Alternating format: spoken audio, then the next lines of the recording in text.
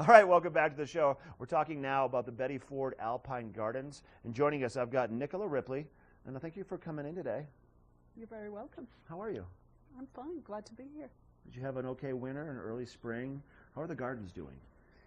Everything's doing really well. We've, we're not getting the kind of weather that Denver's getting. So, the cool temperatures, the plants don't mind that at all, and the rain is really helpful. So everything's going really well. And let's let people know about the Betty Ford Alpine Gardens, because they're very unique.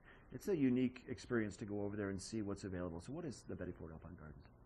Well, it's America's highest botanical garden.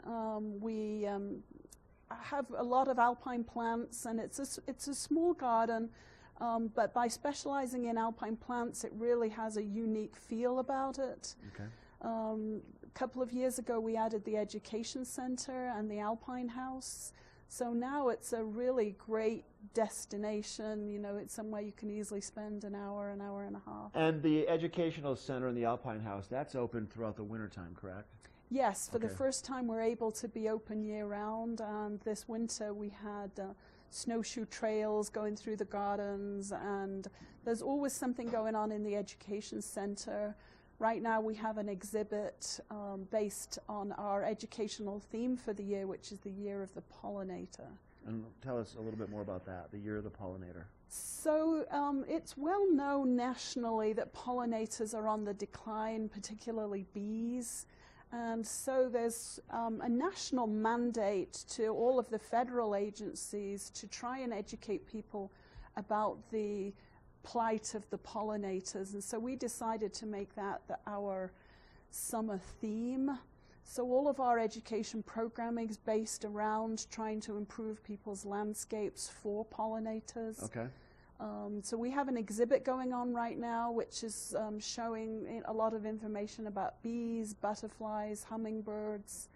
And then we'll have our plant sale where we'll sell a lot of plants that are good for pollinators. That'll start Memorial Weekend. Okay.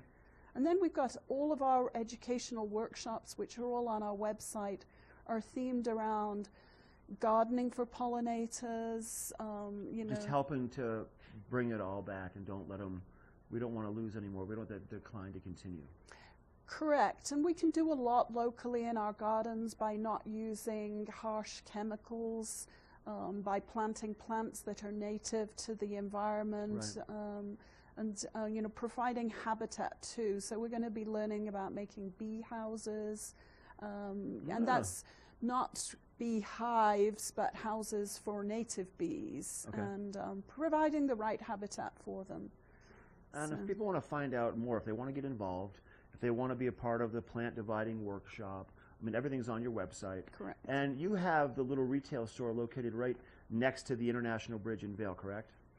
So yes, Alpine Treasures is right by the International Bridge, and all of the proceeds from the gift shop benefit the gardens. We also have our little schoolhouse gift shop, which will open also on Memorial Weekend. And that's right next to the entrance to the to the Gerald R. Ford Amphitheater. Yes. Right next to the entrance to the Betty Ford Alpine Gardens. Yeah. It's all right there. So, and that's a lovely little gift shop, and I think she's got a lot of things coming in this year that will be unique. So. It's the Year of the Pollinator. Yeah, it sure is. I love it, Nicola. Thank you for coming in. You're very welcome. Nice to meet you. That's great information. All right, if you want to find out more, you can dial 476-0103. I've got a weather report coming up next.